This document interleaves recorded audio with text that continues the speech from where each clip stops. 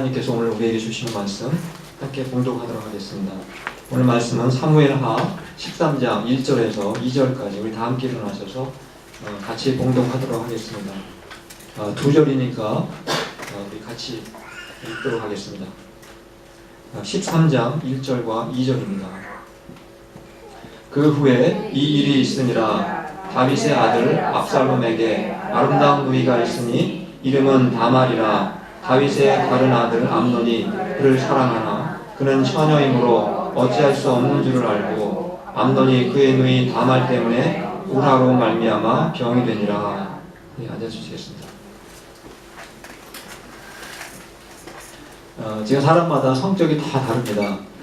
그래서 제가 성경 공부 시간에 사람들의 성격이 어떤 종류가 있는지 한번 소개를 해드린 적이 있었습니다. 제가 다시 한번 간단하게 한 5가지, 성격의 종류는 수십 가지가 넘지만 한 5가지 대부분의 사람들이 갖고 있는 성격이기 때문에 잠깐 소개를 해드리도록 하겠습니다. 잠깐 도표를 보시면 앞에 보시는 것처럼 사람들의 성격이 다양하지만 가장 많은 사람들이 바로 이 5가지에 다 속한다고 합니다. 바로 편집성 성격이 있고 연극성, 그 다음에 경계성, 강박성, 자기애성, 이렇게 보통 대부분의 교회를 다니는 사람들도 이 5가지 중에 포함되는 경우가 굉장히 많다고 합니다.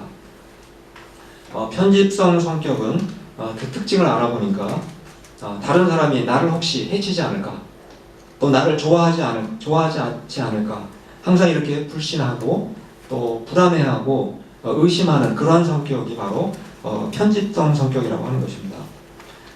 사람이 나에게 우연하게 농담을 했는데 그 농담을 때로는 인신공격으로 그렇게 오해할 때가 있다고 합니다.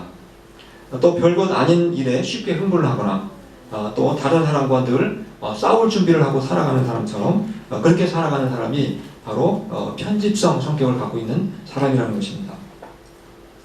두 번째, 연극성 성격은 말 그대로 내가 연극의 주인공이 되고 싶어하는 그런 성격을 말하는 것입니다. 그래서 타인의 그 관심의 중심에 서고 싶어합니다. 그리고 항상 내가 주인공이 되지 못하고 내가 중심에 서지 못하게 되면 그 상황을 굉장히 불편하게 그렇게 생각하는 성격이 연극성 성격을 갖고 있는 사람의 모습입니다. 그래서 이 연극성 성격을 갖고 있는 사람은 아주 과장된 표현을 잘 하게 됩니다. 오버하는 액션을 한다는 것입니다. 그리고 상대방과 실제보다 더 친한 것처럼 그렇게 오해할 때도 있다고 합니다. 그리고 아주 화려한 옷차림과 눈에 띄는 언행 등을 주로 많이 한다고 합니다. 그 원인을 살펴보니까 내면에 혼자 되는 것에 대한 어떤 불안감, 그리고 남에 대한 심한 의존감 때문에 이러한 성격이 생기게 된다는 것입니다. 세 번째, 경계성. 경계라는 것은 영어로 borderline을 말하며 어떤 선을 말하는 것입니다. 그 선을 오르락내리락 한다는 의미에서 경계성이라고 합니다. 말하자면 경계성 성격을 갖고 있는 사람은 감정의 기복이 굉장히 심하다는 것입니다. 사람을 사귈 때 굉장히 지대한 지나친 기대를 가지고 아주 가깝게 접근을 했다가 실망을 해서 원망하며 또 멀리하는 이러한 양극단적인 양상이 반복될 때가 있다고 합니다. 그리고 행동은 아주 폭발적이고 예측할 수가 없고 또 기분의 변화가 심하고 정상적인 기분이었다가 또 우울해하고 분노하는 등 이것이 반복적으로 지속되는 성격이 바로 경계성 성격이라고 그렇게 설명을 하고 있습니다. 네 번째가 강박성 성격이라는 것이 있습니다. 강박성 성격은 완벽주의자의 이런 성격이 많다는 것입니다. 매사에 그 완벽을 추구합니다. 겉보기에는 굉장히 성실하고 아주 모범생이 바로 이러한 성격에 속할 수가 있습니다. 정리정돈을 잘하고 규칙적인 생활을 합니다. 그리고 감정 표현을 굉장히 억제하는 그러한 경향이 굉장히 강하다는 것입니다. 또 연인이나 친구나 가족에게만 아주 진심을 내비치고 그리고 그들에게만 지나치게 헌신할 때가 많다고 합니다.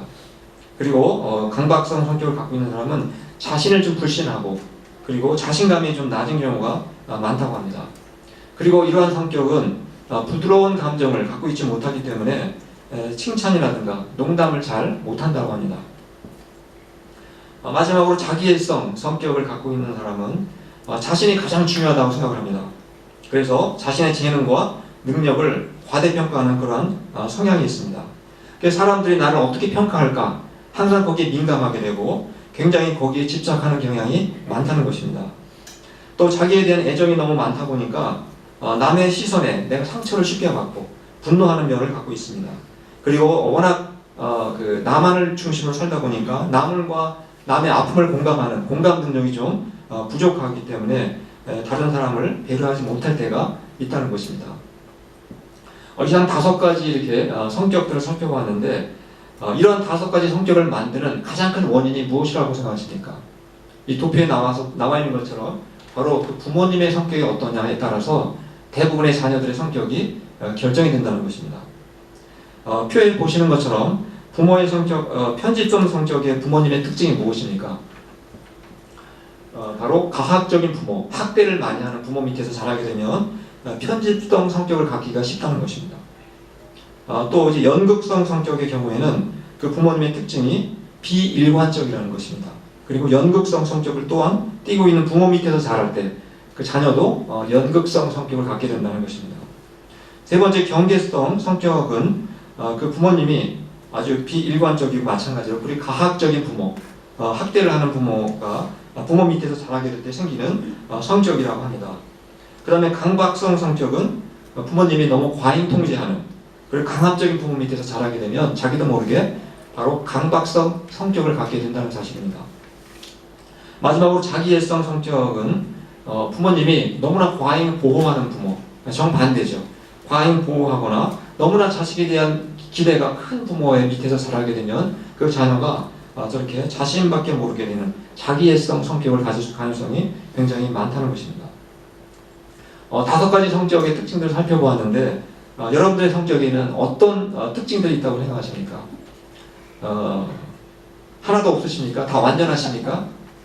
물론 사람들마다 또 딱 한 가지에게만 속한다고 볼 수는 없습니다. 대부분의 사람들은 이 5가지 특징 중에서 일부분씩 다 조금씩 내 안에 있을 수가 있다는 것입니다. 중요한 것은 바로 어릴 때 부모님의 영향이 그만큼 크다는 것입니다. 부모님이 어떠한 성격을 갖고 있느냐에 따라서 그 자식의 성격이 만들어질 수 있다는 것을 우리에게 보여주는 그러한 내용이라는 것을 우리가 알 수가 있게 됩니다. 오늘 우리가 다윗의 가정에서 일어난 비극적인 일에 대해서 우리가 함께 읽어보았습니다. 다윗은 정치적으로 성공한 왕입니다. 군사적으로 성공했고 경제적으로도 아주 성공한 그런 왕이었습니다. 그러나 다윗은 자신의 가정을 다스리는 일에 있어서는 정말 실패한 왕이었습니다. 성격을 구분한 저 도표에 의하면 다윗은 어떤 특징을 갖고 있다고 생각이 되십니까? 다윗은 자녀들을 학대하진 않았습니다.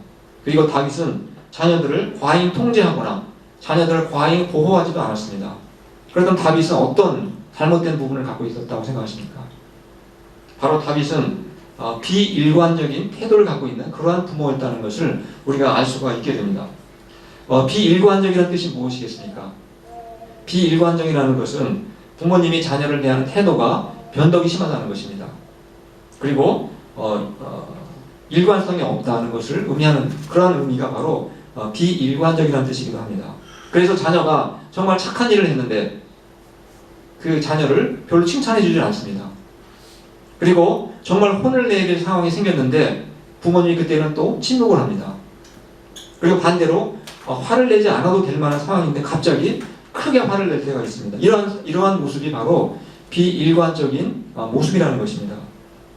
한마디로 자동차를 모는 사람이 브레이크를 밟아야 할 때는 엑셀을 밟고 엑셀을 밟아야 될 때는 브레이크를 밟는 운전자와 같은 모습이 바로 다윗의 모습이었고 비일관성 있는 그러한 부모의 모습이라는 것을 우리가 알 수가 있게 됩니다. 자신의 부모가 이렇게 비일관적인 특징을 가지고 있을 때 그 밑에서 자라나는 그 자녀의 고민이 무엇일 것 같습니까? 가장 큰 걱정이 무엇일 것 같습니까? 도대체 어떻게 해야 부모님을 기쁘게 할 수 있을지 분간을 할 수가 없다는 것입니다. 그래서 이런 일들이 자꾸 지속되게 되면 자녀는 도대체 무엇이 선이고 도대체 무엇이 악인지 무엇이 잘못한 건지를 구분할 수 있는 분별력이 점점 떨어지게 된다는 것입니다. 그러다 보니까 죄를 짓고도 죄책감을 느끼지 못하게 될 수도 있고 그리고 양심이 삐뚤어진 비양심적인 사람이 될 수가 있다는 것입니다. 우리 한번 이러한 일들이 어떻게 그 다윗의 가정에서 벌어졌는지 살펴보기 전에 그 다윗의 가족 사항을 한번 살펴보도록 하겠습니다. 잠깐 도표를 보실까요? 표에서 보시는 것처럼 다윗은 통일 왕이 되기 전 유다의 왕이 되었을 때 아들을 6명을 두게 됩니다.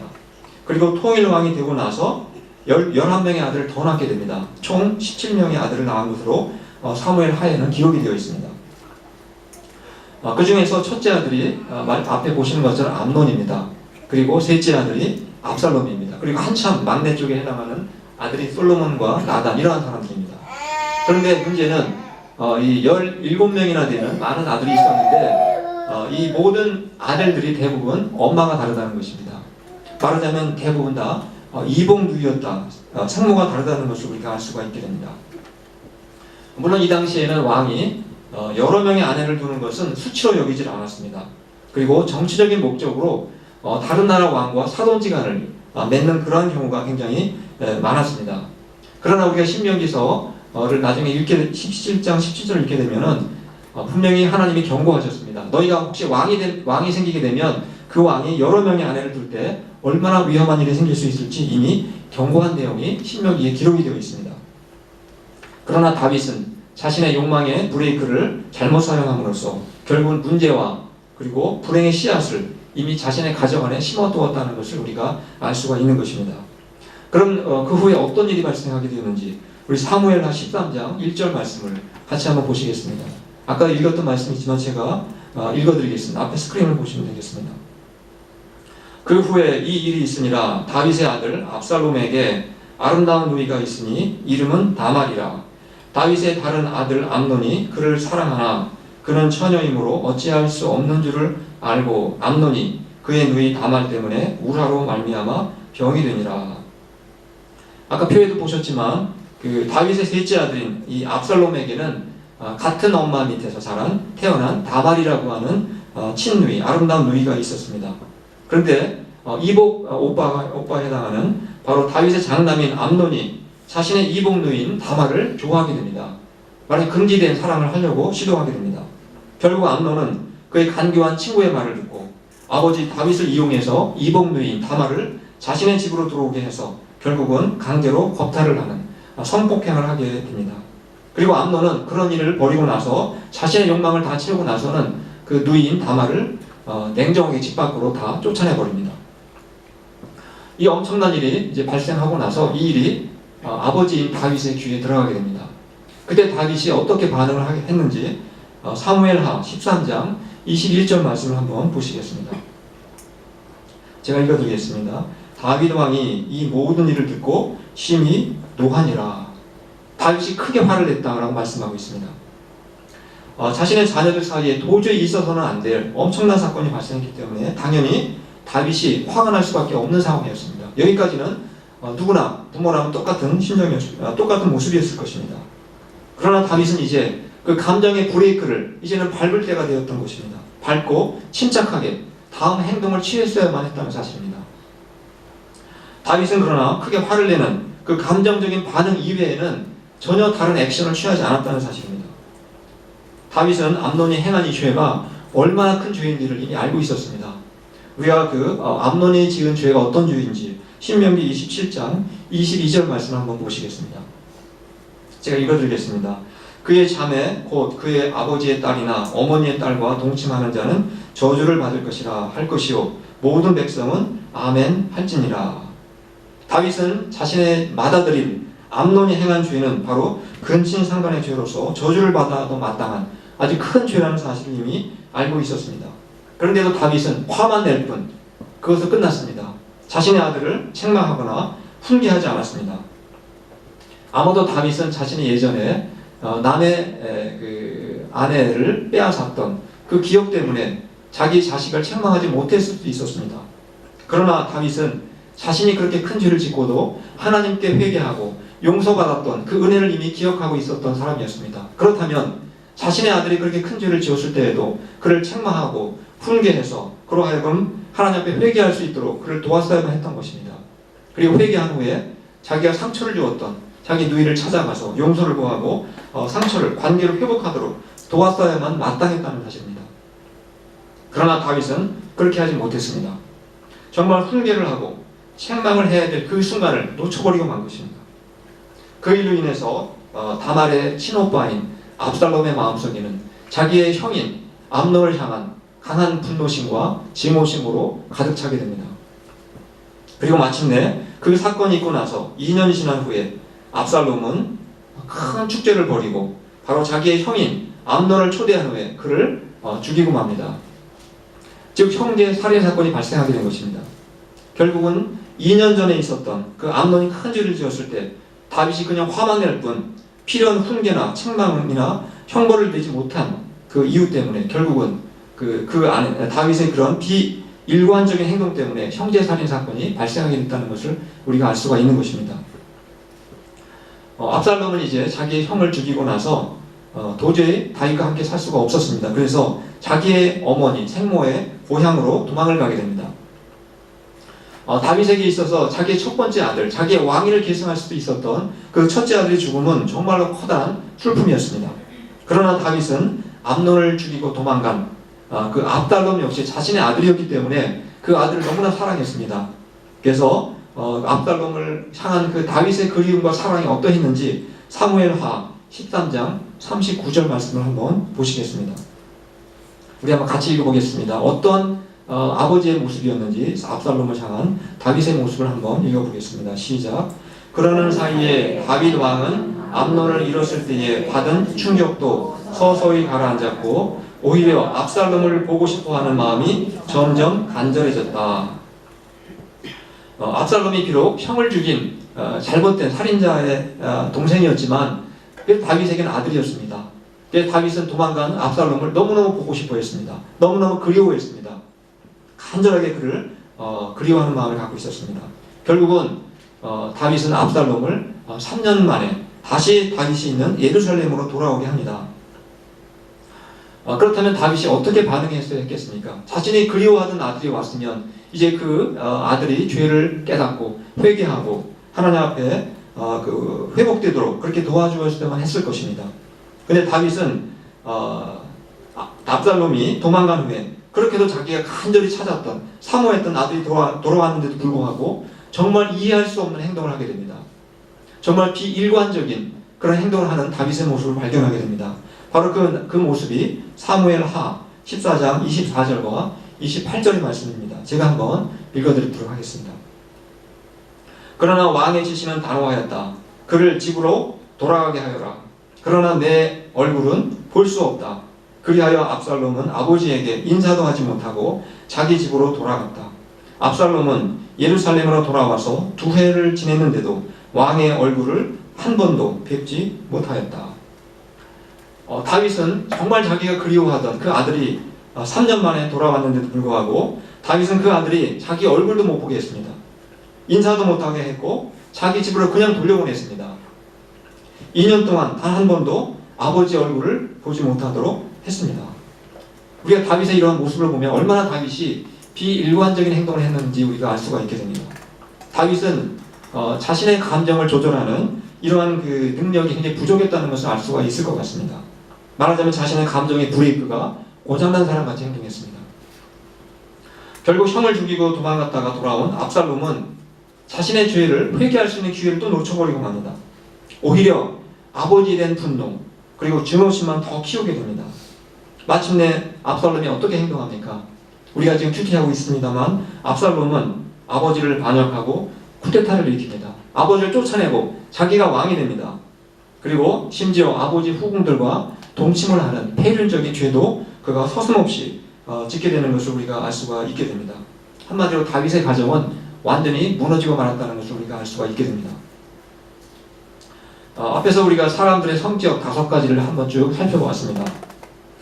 다윗은 자식들에게 어떤 아버지였다고 생각하십니까?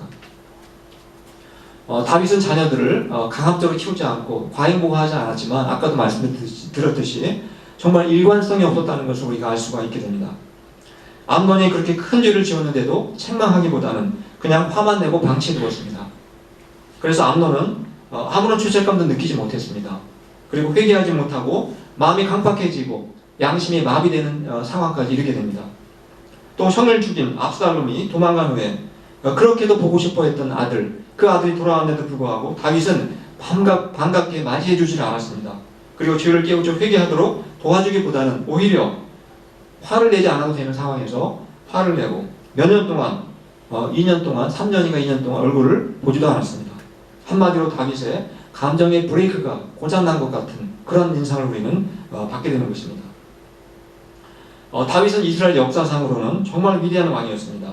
그러나 아버지로서는 정말 불완전한 한 인간에 불과했구나 하는 것을 우리가 알 수가 있습니다. 그리고 그의 가정교육은 완전히 실패했다는 것을 우리가 알 수가 있습니다.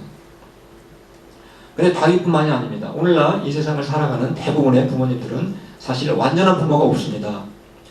차이는 있겠지만 다 불완전한 그러한 요소들을 누구나 다 가지고 있습니다. 부모님이 불완전하다 보니까 그 부모님 밑에서 자라는 아이들 그 성격 속에도 아까 말씀드린 것처럼 편집성 성격을 갖는 아이도 있고 연극성을 갖는 아이도 있고 경계성, 강박성 그리고 자기애성 이러한 비뚤어진 성격을 갖는 그런 자녀들이 있을 수밖에 없다는 것입니다. 그러나 우리에게는 소망이 있고 그리고 희망이 있다는 것을 우리가 기억하시기 바랍니다.